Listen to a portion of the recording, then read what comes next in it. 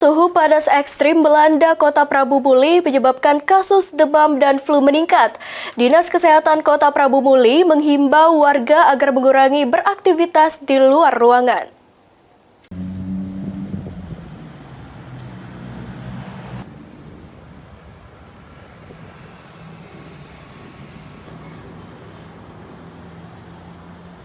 Dalam beberapa bulan terakhir, suhu panas ekstrim tengah melanda Kota Prabu Muli.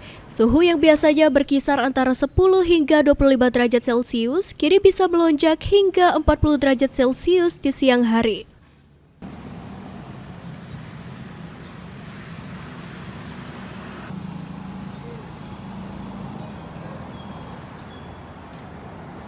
PLT Kepala Dinas Kesehatan Kota Prabu Muli, Joko Lisyano menghimbau warga agar tidak terlalu banyak beraktivitas di luar rumah dikarenakan kasus demam dan flu meningkat di Kota Prabu Muli.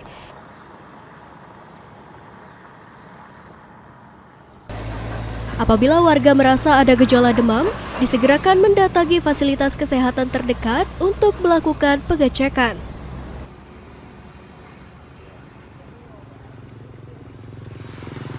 Jadi kami dari Dinas Kesehatan Kota Prabu Muli menyikapi dengan cuaca panas beberapa bulan ini, kami menghimbau kepada masyarakat untuk tidak bepergian. Kalau tidak ada kegiatan di luar, ya silakan mantap di rumah. Karena kenapa?